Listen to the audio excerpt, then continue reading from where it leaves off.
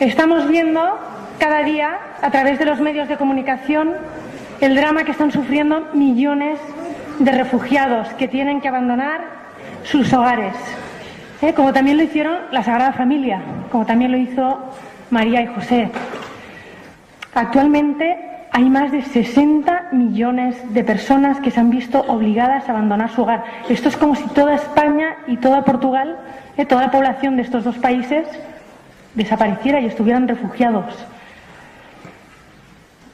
Más del 50% de estos 60 millones son niños. Y los refugiados sirios están tristemente en los primeros puestos.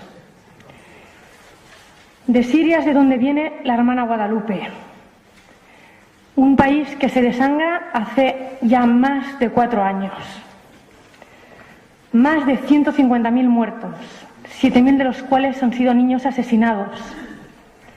De los 23 millones de habitantes que tenía Siria, 12 millones son de desplazados internos que han visto destrozados su hogar y 4 millones están de refugiados en países limítrofes.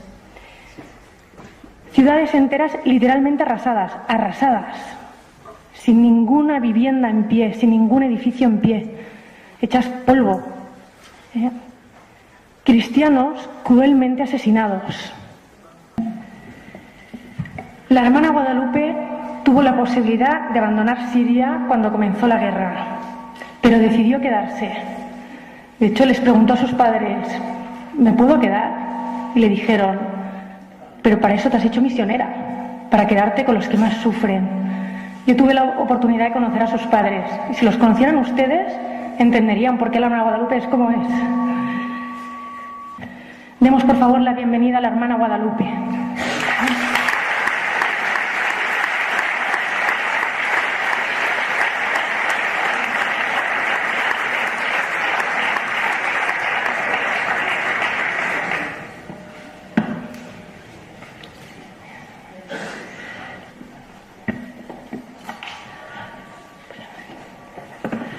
Bona tarda, com esteu? No hablo catalán, no. 2 palabras y se me acabó. Pero bueno, solo el saludo. Muchas gracias por haber venido. Gracias a quienes nos reciben acá en el establecimiento. Gracias a la Fundación Ayuda a la Iglesia Necesitada, que me ha traído para dar testimonio. Soy la hermana María de Guadalupe Rodrigo, de apellido. Argentina, nací en Argentina, pero de abuelo español. Mi abuelo Jesús Rodrigo nació en Tudela, Navarra. Y de hecho, mi nombre de bautismo, porque María de Guadalupe es mi nombre de religiosa, que yo tomé al recibir el hábito, mi nombre de bautismo es Ximena. Mi padre me puso este nombre por la esposa del Cid campeador. Así que, cuidado conmigo. Con mucha honra lo llevo también. Ingresé a la familia religiosa del Verbo Encarnado cuando tenía 18 años. Es una congregación argentina fundada por el padre Carlos Vuela, que fundó en el año 84 la rama masculina, en el 88 la rama femenina. Es una congregación ya extendida, aún con pocos años, extendida en todo el mundo, en los 5 continentes. Aquí, probablemente en España, hay 10 casas, 10 comunidades. Está presente la Madre Provincial, allí detrás, la Madre Salud, que se las presento a todos. Bueno, y estamos, como les digo, en los 5 continentes. Nosotros nos preparamos mucho para la misión, con la formación, con el estudio. Con 23 años a mí me destinan a la misión de Medio Oriente. El primer lugar que me ofrecieron como lugar de misión fue Belén, en Medio Oriente. Belén, Tierra Santa. Imagínense, ¿quién no quiere ir a Belén? Entonces, cuando me lo ofrecieron, dije, bueno, haré el sacrificio de ir a Belén. Y allí fui con un grupo de hermanas, ¿no? Otro grupo de sacerdotes de la congregación. Estudiamos el árabe, 2 años. Después pasé a Egipto, estuve 12 años en Egipto. 12 años muy intensos, una misión hermosísima. Tuve oportunidad de vivir en distintos países durante ese tiempo. En Túnez, en Jordania, en Irak, visitar Irak, Siria, es decir, todos los lugares donde teníamos comunidades, porque además tuve cargo como regional, como provincial, de manera que pude vivir estas experiencias que realmente en Medio Oriente son diversas, ¿no? Aun cuando la situación en general, uno puede decir para el cristiano, aun cuando es nuestra tierra, ¿no?, es muy difícil, ¿no?, porque el cristiano sufre persecución y discriminación en todos estos países, hay diferencias, ¿no? Y de hecho una de las grandes diferencias que uno podía notar allí era cómo en Siria se vivía otro ambiente, ¿no?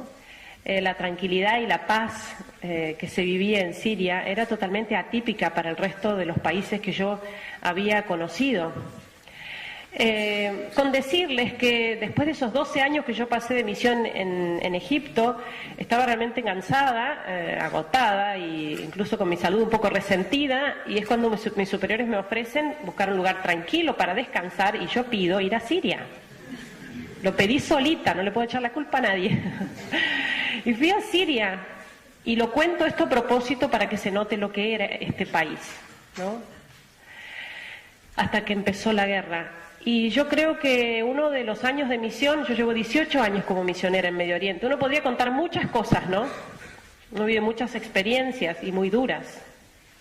Pero realmente lo de la guerra y la persecución no tiene comparación con nada. No creo que haya un dolor más atroz para un pueblo como lo que está viviendo Siria desde hace más de 4 años.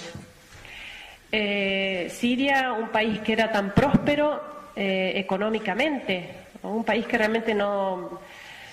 la gente vivía muy bien y lo último que se esperaba era una guerra, y aun cuando ya veíamos lo que venía pasando en el mundo árabe con la mal llamada primavera árabe, ¿no?, en Siria esto de ninguna manera se esperaba.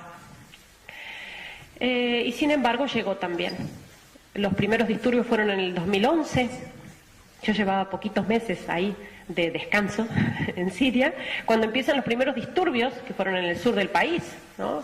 Fueron estos levantamientos que, aun cuando eran difundidos por la prensa como manifestaciones pacíficas del pueblo sirio, buscando democracia, ¿no?, que eso es lo que se vendió, lo que se vende Occidente con esta primavera árabe, como se la llama. Sin embargo, esto no coincidía con la realidad que veíamos y que constatábamos día a día en estas manifestaciones, que ya eran actos terroristas y ya eran persecución abierta a los cristianos. De hecho, desde los primeros disturbios había extranjeros, árabes extranjeros, provocando estos disturbios, uniéndose, ¿no?, alimentando a estos grupos opositores al régimen, que eran grupos minoritarios, ¿no?, y ya con persecución abierta a los cristianos, como digo, ¿no? Y eran noticias de todos los días, cristianos descuartizados en bolsas de basura, en el contenedor, en la calle, con un cartel: no tocar, es cristiano. O nuestras estudiantes, tenemos una pensión para estudiantes universitarias, que contaban que en la universidad ya habían ahogado en el lavabo del baño a varias estudiantes por ser cristianas, ¿no? Así comenzó esto en Siria. Cuando se producen estos primeros disturbios, la gente realmente se asusta y intenta manifestarse, sale a la calle, tanto en Damasco como en Alepo. Damasco, la capital del país; Alepo, la segunda ciudad, pero prácticamente más importante que la capital por su movimiento económico. Sale la gente, de miles de personas a la calle, para mostrar su apoyo al presidente. Fíjense, una cosa extraña y difícil de entender, ¿no?, porque ellos viven bajo dictadura. Pero sin embargo son años viviendo así, es el modo de gobierno que les ha funcionado, y quizás a nuestro modo occidental es difícil de entender, e incluso nos equivocamos al juzgarlos con nuestros criterios occidentales y pensar que la democracia puede funcionar para todo el mundo, ¿no? Estos pueblos se han manejado así. Hasta el momento estaban muy bien, y ciertamente no es que estaban añorando, ¿no?, los sirios, por ejemplo en Alepo, ¿no?, envidiando las democracias o pseudo-democracias occidentales, para nada, vivían realmente muy bien. Y en ese sentido, por eso se manifestaron, para mostrar que ellos preferían seguir como estaban antes de terminar en manos del fundamentalismo islámico, que ya lo veían venir. Es decir, para ellos es como elegir el mal menor. Cuando se producen estas manifestaciones, las caravanas de gente, de miles de personas en la calle, lo que veíamos por las ventanas del obispado donde estamos, donde vivimos, lo veíamos también por televisión. Y las mismas imágenes eran comentadas de esta manera: continúan las manifestaciones pacíficas del pueblo sirio, que sale a la calle pidiéndole a su presidente que se vaya. Es decir, lo contrario de lo que estaban intentando expresar. Y ciertamente es uno de los grandes dolores de este pueblo, ¿no? Un gran sufrimiento, a la par de la guerra y la persecución que están viviendo, es esta gran mentira montada alrededor de esta guerra, ¿no? Es el abandono de Occidente, es el silencio cómplice de Occidente, como lo llama el Papa Francisco, porque en realidad esta guerra en Siria tiene poco y nada de guerra civil, y en realidad fue algo armado y programado desde afuera con fines económicos, incluso hasta manipulando a estos grupos fundamentalistas, ¿no? Que aun cuando buscan acabar con los infieles, es decir, con los cristianos, ¿no? Y derribar el gobierno, en definitiva, en el fondo, lo que se persiguen son fines económicos y nadie en realidad está pensando en el pueblo. Cuando los disturbios se van multiplicando en los pueblos, en las ciudades, vemos que se van acercando a la ciudad de Alepo. Alepo, una ciudad de 5 millones de habitantes, muy próspera, una ciudad muy pintoresca y famosa además en el mundo árabe, una ciudad milenaria, pero famosa en el mundo árabe por sus grandes fiestas, eventos sociales, sus grandes comidas, ¿no? Una ciudad muy occidentalizada, una ciudad muy bonita que de un día para el otro, con la llegada de los terroristas y de los grupos armados a la periferia de la ciudad, queda en este estado, ¿no? Sobre todo en los barrios tomados por ellos. Cuando empieza ya propiamente esta guerra en Siria, nuestros superiores nos preguntan si queremos seguir allí. Nosotros no estamos obligados como misioneros a permanecer en un lugar así de riesgo. Si queríamos permanecer, teníamos que expresar nuestras razones y tener el apoyo de nuestras familias. Cada uno de nosotros lo pensó, tanto las hermanas como los padres, y queríamos quedarnos. Yo recuerdo que hablé con mi familia y le dije a mis padres, bueno, ellos sabían cómo estaba la situación, veían las noticias, les dije, me quiero quedar.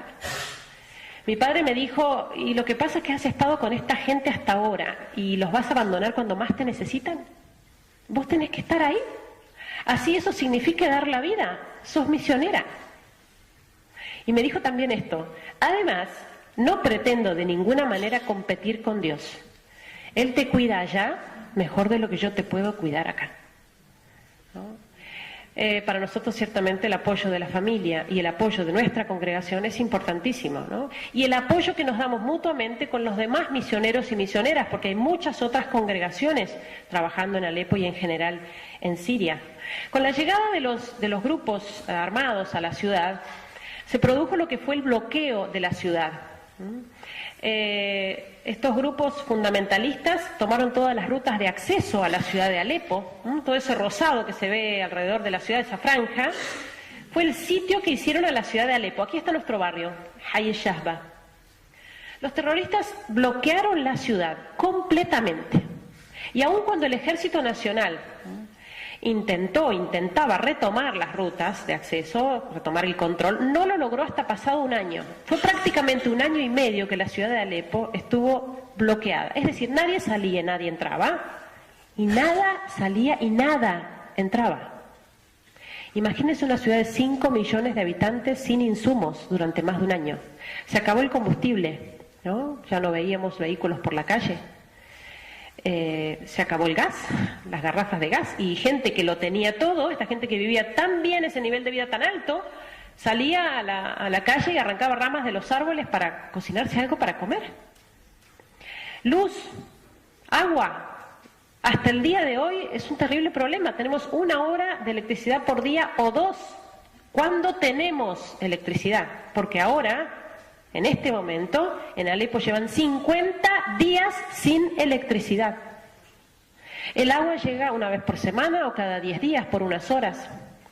Pero la época esa del bloqueo, que fue ese año, fue terrible, ese primer año, imagínense lo que era la entrada de alimentos, es decir, los alimentos que no entraban.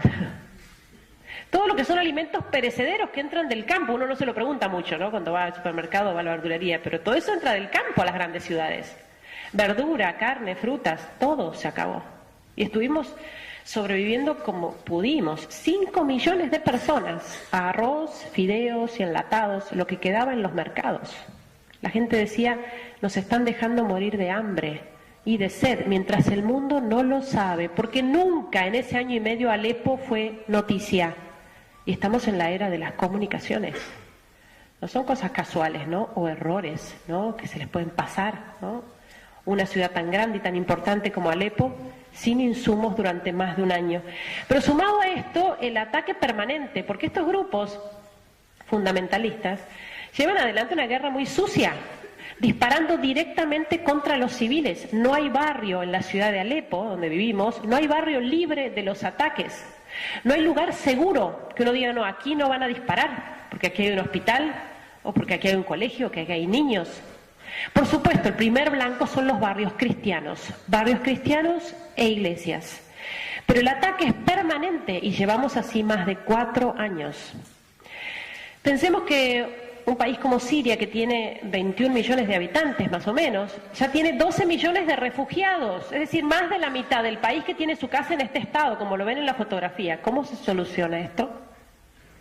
Y cuando se habla del tema refugiados, ya estamos hasta acá del tema refugiados, de los que llegan, que van, que vienen, que los recibimos, que no los recibimos, tenemos que saber que recibir refugiados y abrir fronteras no es la solución. Es poner un parche, es tapar agujeros. Hay que ayudarlos, por supuesto que hay que ayudarlos, pero tenemos que saber que no estamos solucionando el problema cuando recibimos refugiados.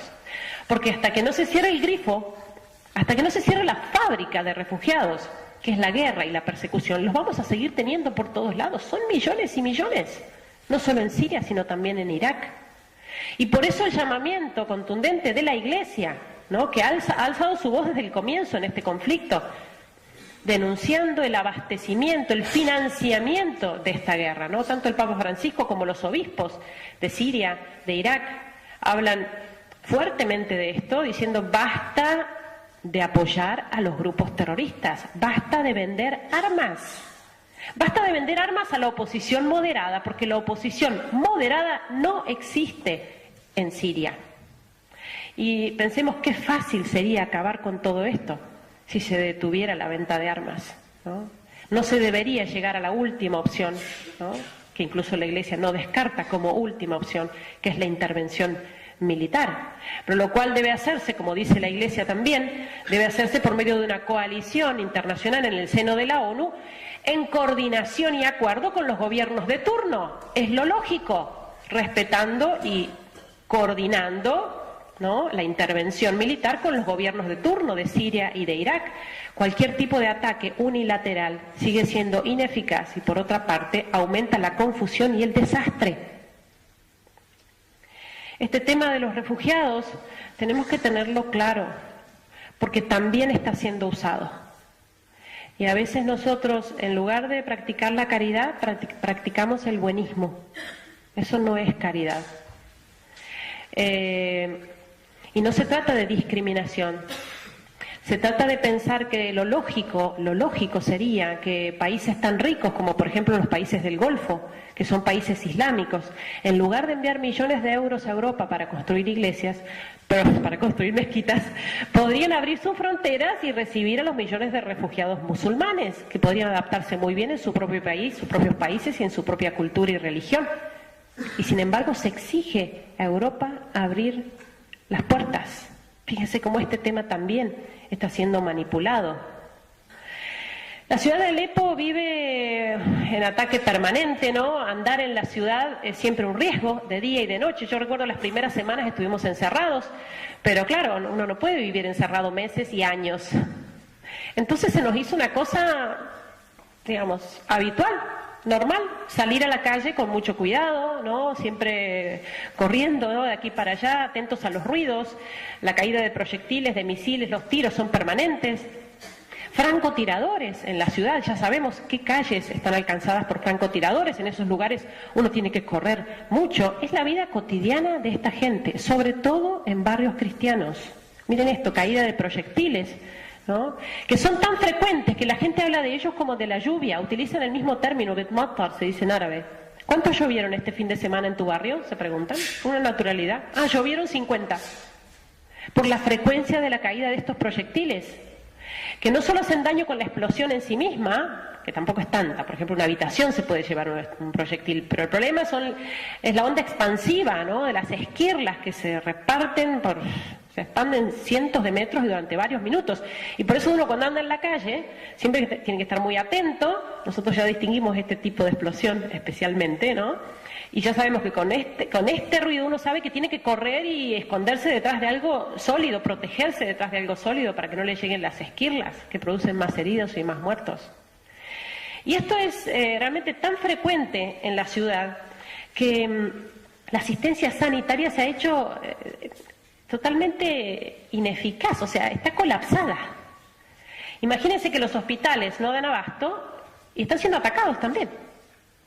Cuando se produce una de estas explosiones, que es una detrás de otra, ya no vemos ambulancias, hace mucho tiempo que no las vemos. Lo que vemos son los camiones que llegan para juntar restos humanos, con esas bolsas de basura enormes, esas negras, y a juntar todo lo que queda desparramado, una cabeza, una mano, un brazo, un pie. Eso, un nudo al camión, eso va todo a la morgue.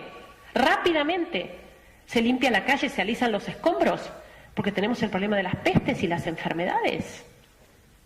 Inmediatamente se limpia la zona y ya a la hora la vida continúa, porque probablemente una hora después cae otro proyectil.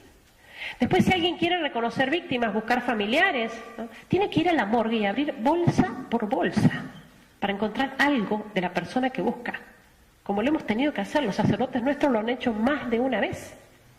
Nosotros en particular hemos sufrido muchos ataques muy cercanos, ¿no? En ese sentido uno ha visto pasar la muerte muy de cerquita, ¿no?, por diferencia de metros o de minutos.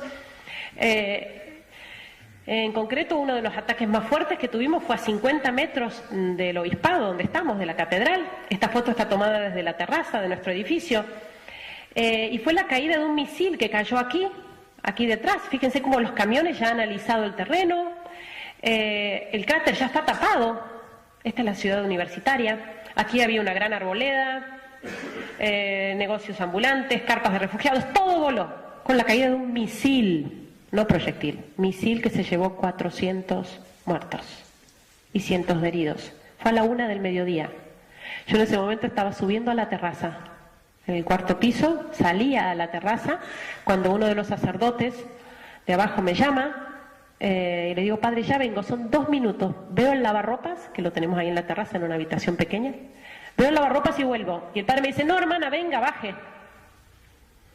Santa obediencia, cerré la puerta, bajé y hice apenas unos pasos hasta donde estaba el padre, que cae el misil. El estruendo fue terrible, espantoso, y eso que estamos acostumbrados a las explosiones, que son constantes, cada 5 minutos. Pero esto fue terrible. Y si me hubiera agarrado en la terraza, probablemente no estoy contándolo hoy. Los sacerdotes salieron a la calle inmediatamente para asistir a las víctimas. La gente ingresaba con los heridos a la catedral, que se dañó mucho. Nosotros intentando ubicar a nuestras estudiantes, como les dije, tenemos pensión para estudiantes universitarias. Nos faltaba una. Y en eso la encuentro sentadita en un banco de la catedral en medio del caos y de la confusión. Y cuando me acerco, ella gritaba que le dolía el brazo. Y bueno, digo, te habrás quebrado, no es nada. Para aliviarla le saco el abrigo y ahí me doy cuenta, cuando al sacarle el abrigo, que de la espalda le salía un hierro. Tenía un hierro clavado en la espalda. La llevamos al hospital con mucha dificultad a encontrar un vehículo, el sacerdote la pudo confesar, entró al quirófano y la salvaron. El hierro le había atravesado el omóplato y le había perforado el pulmón, se estaba asfixiando. Se llama Hedra. Y estoy contando un caso de un herido, de una sola explosión. La gente ese mismo día ya estaba en la catedral juntando escombros, preparando una habitación, una sala en el obispado para celebrar la misa. Desde ese día se duplicó prácticamente el número de gente en la misa. Qué distinta la reacción, ¿no?, de cuando sucedió esto, por ejemplo, en París, este atentado espantoso, ¿no?, que sucedió en la ciudad de París. Yo estaba en Argentina, me dolía escuchar las noticias cuando se decía la gente ahora tiene miedo de ir a las iglesias. A estos cristianos no los para nadie. Y sufren mucho, rezan mucho. Sufren más todavía y rezan más todavía. Hace falta una gracia más grande, hay que pedirla. Los persiguen, son más fuertes. Iglesias destruidas. Miren algunos de los nuestros. Sima, 20 años. Estudiante universitaria, fallecida en una de estas explosiones. Nur, también entrenadora de básquet, cristiana. fallecida por la caída de proyectiles. Esta señora, fíjense, esta mujer cristiana, en un pueblo ya tomado totalmente por el Estado Islámico, atada a la columna para que todo el que pase la golpee hasta que ella pida convertirse al Islam y reniegue de Jesucristo, y no lo pide. Pongo esta foto por poner de lo más suavecito, ¿no? Por no ser morbosos. Ustedes saben lo que están haciendo con los cristianos. Atrocidades, y todos los días. Decapitaciones, no cuando se ve un video, no cuando sale un video, sino que hay decapitaciones todos los días, con video, sin video. Niños enterrados vivos por ser cristianos, sepultados vivos a la vista de sus madres, o crucificados. Es decir, como para hacernos una idea de lo que está pasando allá, tratemos de pensar que esto que sucedió en París, ¿no? Que fue ese día, fue un día viernes, lo recordarán, ¿no? Yo estaba en Argentina, me impresionó la conmoción, ¿no? La reacción del mundo entero, no se hablaba de otra cosa en los medios, en todas las parroquias rezando por ellos, por los familiares de las víctimas, 1 minuto de silencio aquí, otro minuto de silencio allá, banderita de Francia, los perfiles, y yo pensaba en los nuestros, porque tratemos de hacer un ejercicio práctico, así, una suposición, que lo que sucedió el viernes, ese viernes en París, supongamos que sucedió de nuevo el sábado, tratemos de imaginar, ¿no? Semejante conmoción en el mundo por lo que sucedió ese viernes, supongamos que sucedió el sábado de nuevo. Imaginen lo que hubiera sido en la misma ciudad de París, otro atentado de esas dimensiones. Y el domingo de nuevo, en la misma ciudad. Y el lunes, y el martes, y el miércoles, multipliquemos por 4 años. Eso es lo que viven nuestros hermanos en Siria. No estoy minimizando lo de París, por Dios. Simplemente tratando de hacer tomar conciencia de lo que se está viviendo allá. Miren allí. Ay, no se ve muy... ¿No se pueden bajar algunas luces? No sabía que se veía tan clarito. No sé si alcanzan a ver. Me interesa que vean los rostros. ¿Sí? Bajen un poquito la luz. Porque me interesa que vean esos rostros. Son los rostros de nuestros cristianos, son los protagonistas de toda esta historia. Ahí en esta foto a mí me gusta porque hay de todo un poco. Hay niños, miren los rostros de los niños, ¿no? Hay jóvenes, hay ancianos, hay de todo un poco. Díganme qué es lo que llama la atención de estos rostros, si no es la sonrisa, la alegría. Y yo que vivo allá con ellos, soy testigo de estas sonrisas, ¿no? Porque es cierto que uno para la foto podría sonreír, ¿no? La sonrisa de perfil, ¿no? Que sonrío, saco la foto rápido y ya después vuelvo a mi cara de... ¿no? Esta gente sonríe de verdad. Yo vivo con ellos. Sufren horrorosamente, pero pueden seguir sonriendo. Entonces uno se lo pregunta espontáneamente, ¿cómo pueden sonreír? Si ustedes se duelen de escuchar lo que les estoy contando y lo están escuchando contar media hora nada más, no lo están viviendo media hora, ¿no? Lo están escuchando contar y les duele, lo sufren. ¿Qué será vivirlo? No media hora, sino 4 años. ¿Cómo se puede vivir esto 4 años y sonreír así? Yo digo una de dos, siempre digo lo mismo, una de dos, o están re locos, o hay algún secreto gigantesco que están escondiendo. Y es la fe. Esta gente vive de la fe. Y cuando uno les pregunta, ¿cómo puede ser? No, a los jóvenes sobre todo se los preguntamos.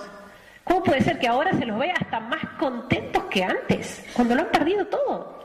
Ellos dicen, lo que pasa es que antes estábamos tan entretenidos con las cosas del mundo que nos estábamos olvidando de las cosas importantes.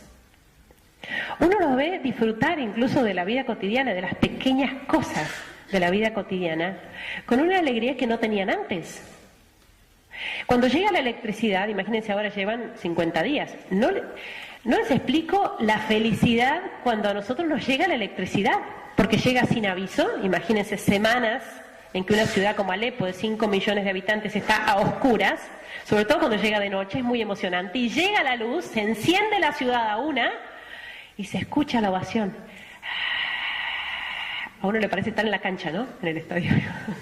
Es impresionante. Durante varios minutos la gente festejando, saludándose, todos nos saludamos. Porque llegó la electricidad por 2 horas. ¿A quién se le ocurre festejar que llegó la luz por 2 horas? Yo tengo 42 años. Nunca se me había ocurrido hasta que viví en la guerra, llegar y encender la luz y decir, oh Señor, gracias, tengo electricidad. Me decía, ¿esta qué le pasó? O cuando llegue el agua, más todavía, porque imagínense, el agua llega cada 10 días. O sea que cada 10 días uno se puede bañar. Y entonces bañarse es un acontecimiento para uno y para todos los demás. Imagínense. Y entonces cuando uno llega, que se ha podido bañar, llega a la parroquia y lo dice, felicítenme porque hoy me bañé. Felicitaciones. Y todos nos saludan por haberse bañado. En verano nosotros pasamos temperaturas de 50 grados de calor. No tenemos heladera. El agua que tenemos guardada se calienta. Y cuando uno tiene mucha sed, no sé si lo habrán experimentado, uno tiene mucha sed y toma agua caliente o toma agua tibia, no se le pasa la sed. En Alepo hemos pasado mucha sed. Entonces no les explico lo que es un vaso de agua fresca en verano. No estoy hablando de Coca-Cola, ¿eh? Un vaso de agua fresca. ¡Qué felicidad! Eso vemos en ellos, disfrutar cada pequeña cosa. Pero eso por hablar de las cosas básicas, porque lo más importante es el espíritu con que llevan adelante este sufrimiento, la fe que los anima. Y darse cuenta de que en realidad las cosas importantes no pasan por lo material. Ellos dicen, estábamos muy entretenidos en cosas que eran banales. Fíjense, nosotros allá tenemos contacto permanente con la muerte. Contacto significa todos los días, las personas que están al lado nuestro. Mañana ella no está, al otro día él, al otro día él, al otro... Y uno se la ve venir, ¿no? Uno dice, bueno, a lo mejor me toca a mí. Uno se va a dormir a la noche, el bombardeo es tan intenso, y uno dice, bueno, a lo mejor mañana no me levanto. Ese contacto permanente con la muerte le da sentido a la vida. Parece contradictorio, pero es así. Y por eso ellos dicen, este puede ser mi último día, ¿cómo quiero vivirlo? Es esa conciencia de que realmente la vida es corta y que con la muerte la cosa recién empieza. Y por eso tengo que prepararme para la vida eterna, porque quiero ganármela. Es decir, lo que ellos viven allá no es una novedad. Oh, qué bárbaro, han descubierto que se mueren. No, nosotros lo sabemos, pero no lo pensamos muy seguido. Y por eso la manera en que vivimos amontonando y preocupándonos por todo. Y nuestras grandes preocupaciones, tenemos grandes preocupaciones. Este año, poca nieve, no vamos a poder ir a esquiar. Es una gran preocupación. Fíjense por las cosas por las que nos angustiamos. Cuando en realidad ellos se dan cuenta de que lo único importante es que tengo un alma, que tengo que salvarla. Porque para el otro lado no me llevo nada. Fíjense esta mujer, Amal, se le murió su hijo, uno de sus 4 hijos, en el hospital. Había hecho una operación muy sencilla y estaba esperando que le dieran el alta. Cae un proyectil cerca del edificio. Él le dice a su madre que vaya a buscar ayuda para que lo cambien de habitación porque está muy cerca de la calle. Cuando sale su madre, cae un segundo proyectil y ella, al volverse sobre sus pasos, se encuentra con su hijo despedazado en la explosión. Ella lo llora muchísimo. Su hijo se llamaba Nahum. Pero ella dice, mi hijo estaba ya preparado para el cielo, yo lo veía preparado para el cielo. Y ella cuenta que siempre estaba con miedo que le cayera algún proyectil en su casa, y su hijo, Nahum, le decía, citando el Evangelio, le decía, mamá, no tengas miedo de los que pueden matar el cuerpo, pero no pueden matar el alma. Ese es el punto. Es lo que ellos dicen. Me pueden cortar la cabeza, quemarme las iglesias, echarme de mi tierra, pero mi alma es de Dios. Me pueden quitar todo, el cielo no me lo arrebatan. Y por eso, esta que es la única preocupación de estos cristianos, tendría que ser nuestra única preocupación. Como padres, como educadores, cuidar a nuestros hijos para que no se les muera el alma por el pecado, es lo único importante. Cuando pretendemos a nuestros hijos que sean felices y que lo tengan todo y que no sufran, no los estamos ayudando, haciéndoles la vida fácil. No los estamos ayudando. No los estamos preparando para la vida real. La vida real significa renuncia, sufrimiento, entrega. Realmente vale la pena y tenemos que prepararlos para eso. Pero lamentablemente no lo pensamos así. Y pensamos tener solo 2 hijos para que estén muy bien, muy cuidaditos, bien comidos, buen colegio y que la pasen muy bien y que no les falte nada. ¿Eso es todo lo que deseamos para nuestros hijos? ¿Eso es todo? ¿Tan amarretes? ¿Cuánto deseamos para nuestros hijos de felicidad y de bien, y de bienestar, placer? ¿50 años? ¿80 años? ¿Cuánto podrá vivir unos 100 años? ¿110? ¿Solo eso deseamos para nuestros hijos? ¿Y la eternidad? ¿No es eso lo que deberíamos desear para nuestros hijos y asegurar a nuestros hijos, garantizarles la eternidad? Vale la pena. Y es ese realmente el fin de nuestro rol, de nuestra tarea como padres, como educadores, llevarlos al cielo. Miren esta gente cómo sigue adelante su vida cotidiana. Porque es eso, antes de la guerra yo los recuerdo, ¿no? Estos jóvenes que lo tenían todo, muy consentidos, muy caprichosos, ¿no? Hijos de millonarios.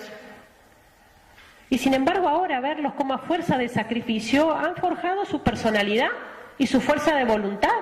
Y siguen adelante y son realmente personas libres, que no van al vaivén de sus ganas. Si tengo ganas, lo hago. Si no tengo ganas, lo dejo. Hacen lo que tienen que hacer, cueste lo que cueste. Van los niños al colegio, esquivando balas. Los jóvenes a la universidad. Miren estos chicos, 4º año de medicina. Miren esta chica de nuestra pensión de universitarias, Humida, recibida en biotecnología. 5 años estudió durante la guerra bajo el bombardeo y estudiando con una linterna. Yo no sé cómo es aquí, en estas sociedades vuestras, pero yo soy argentina y tengo amigos, conocidos de mi edad que todavía están estudiando en la universidad. Les encanta, añares en la universidad, 10, 15 años, no se reciben nunca. Y allá estas chicas se reciben 5 años. Me contaron las hermanas en estos días, pasó que dieron la alerta que habían tomado el barrio nuestro. Hay que salir corriendo, en ese caso nosotros ya estamos preparados con una mochilita y los documentos y lo necesario para salir corriendo. Las hermanas avisaron, toda la gente empezó a dejar el barrio, a correr por las calles, porque tomaban el barrio, que al fin fue falsa alarma, pero... Entonces las hermanas dijeron a las estudiantes, vamos, cada una su mochila y a correr. Y una de ellas se lleva los apuntes. Y la hermana le dice, ahora te llevas los apuntes. Lo que pasa es que si pasamos esta, yo el lunes tengo examen. O sea, esa es la fuerza de esta gente. Y ojo, es la fuerza que les da la fe. Porque la fe no es rezar bien. Ah, porque tengo fe en la iglesia, soy un ángel. ¿Cómo rezo de la fe que tengo? Si tengo fe, estudio bien, trabajo bien, soy un buen hijo, un buen padre y un buen ciudadano. La fe me cambia la vida, me la inunda. Miren esto, un casamiento del todo particular. Miren las paredes de la iglesia, miren las ventanas. Entra el sol, porque la iglesia no tiene techo. Y se casan en una iglesia sin techo. Y nosotros tenemos nuestras parejas, eternas parejas de novios, programando su casamiento de acá a 10 años. Porque hasta que terminen las tarjetas y hasta que tengan el salón venido y los visitantes, y los invitados, perdón, y casamientos que se estiran, que finalmente no se casan. Mueren en el intento. Y ya, para esa altura, si se casan, ya han vivido juntos y ya todo, ya no hay ni novedad. Fíjense lo que vive esta gente. Nos enseñan mucho. Y nosotros cuando pensamos cómo ayudarlos, ¿qué tenemos que hacer por ellos? Lo primero, lo decimos siempre, es rezar. Rezar mucho. Ellos esperan y confían en nuestras oraciones. Las necesitan realmente. En segundo lugar, difundir lo que está pasando. Es una vergüenza que el mundo permanezca indiferente cuando se está dando semejante genocidio de nuestros hermanos cristianos que mueren. Un cristiano cada 5 minutos está siendo asesinado. Tenemos 2 páginas de Facebook, SOS Cristianos en Siria y la otra Amigos de Irak, donde pretendemos justamente informar sobre lo que está pasando, sobre los cristianos perseguidos. En tercer lugar, orar, difundir, colaborar. Ayudar con algo que me duela realmente, no de lo que me sobre, algo que me duela, que me pueda privar de algo para ayudarlos. En este sentido, la campaña que está llevando adelante la Fundación ahora me parece importantísima, porque son quienes están allá, quienes quedan allá y intentan resistir, los que necesitan nuestra ayuda. Fíjense en este signo, es la letra Nun. Es la primera letra, es una letra árabe, la primera letra de la palabra nazareno, Nasrani. Este es el nombre con que son llamados los cristianos, ¿no? En el Corán están llamados así, los nazarenos. por Jesús de Nazaret. Es la forma en que estos fundamentalistas distinguen a los cristianos, y de hecho con esta letra identifican las casas de los cristianos, marcan las casas con esta letra, la letra Nun, para identificar las casas en las que hay que entrar asesinando. Y por eso se ha hecho un poco el signo de los cristianos perseguidos. Ellos necesitan de nosotros, pero nosotros necesitamos mucho de ellos. Yo creo que los mártires están haciendo realmente desastres en Occidente, sacudiéndonos unos cachetazos impresionantes a nuestro cristianismo dormido, tibio, cómodo o acomodado, porque a veces estamos acomodados con el mundo. Lo que viven ellos allá no es una cosa extraordinaria. Oh, impresionante, los persiguen, tienen que dar su vida y están dispuestos a darla. Están viviendo el Evangelio. Están viviendo el Evangelio, nada nuevo, no hay páginas agregadas. Es el mismo Evangelio que leemos nosotros y que tendríamos que vivir. Os perseguirán. Si yo no siento eso en mi vida, si realmente mi comportamiento como cristiano no implica para mí una confrontación, un choque con el espíritu del mundo, entonces algo anda mal. Vosotros no sois del mundo, dice nuestro Señor. Si yo estoy tan acomodado con el mundo, entonces algo anda mal. Entonces, en ese sentido, tenemos que tomar fuerza de los cristianos perseguidos. Nosotros no sufrimos persecución cruenta en nuestras sociedades, pero sufrimos cruel persecución también, muy sutil, pero cruel.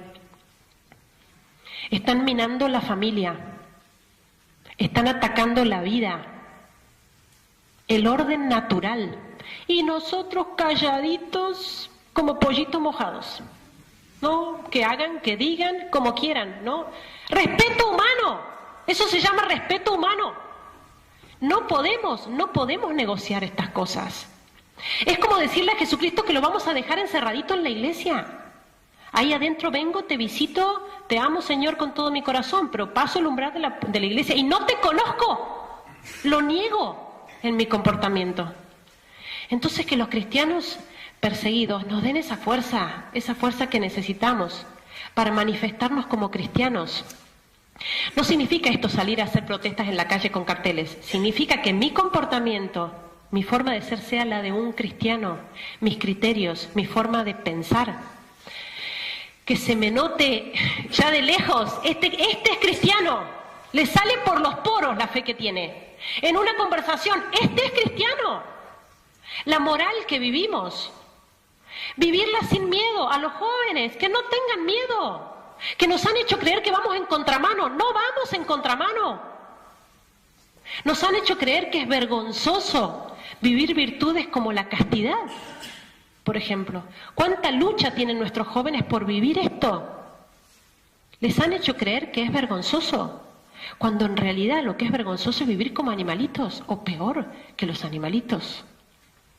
Entonces, en ese sentido, que nos den fuerza los cristianos perseguidos, que aprendamos de ellos y que nos cambien la vida. Que el amor de Jesucristo nos queme tanto por dentro, que nos salga afuera. Es incontenible, es como cuando uno está enamorado, lo podrá decir alguno de los jóvenes. No lo puede ni disimular. Bueno, eso tenemos que hacer. Estamos enamorados de Jesucristo. ¿A quién le hacemos daño con eso? Recemos por los cristianos perseguidos. Y pidamos a los mártires que intercedan por nosotros también. Termino con un canto a la Virgen, una oración, que es la oración más antigua conocida a la Virgen, que seguro conocen. Bajo tu amparo nos acogemos, Santa Madre de Dios. No desoigas las súplicas que te dirigimos en nuestras necesidades, antes bien líbranos de todo peligro, oh Virgen gloriosa y bendita. Es uno de los cantos preferidos por estos cristianos perseguidos que cantan con mucha devoción. Les pido que intenten imaginarse que los están escuchando a ellos.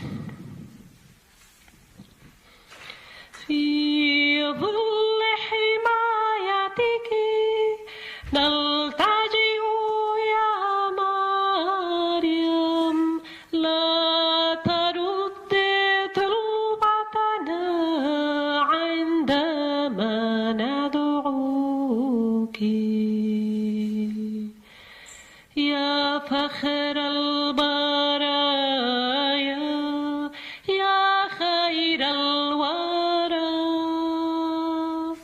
يا بحر العطايا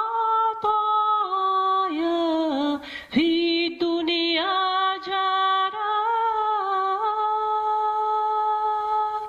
في ظل حمايتك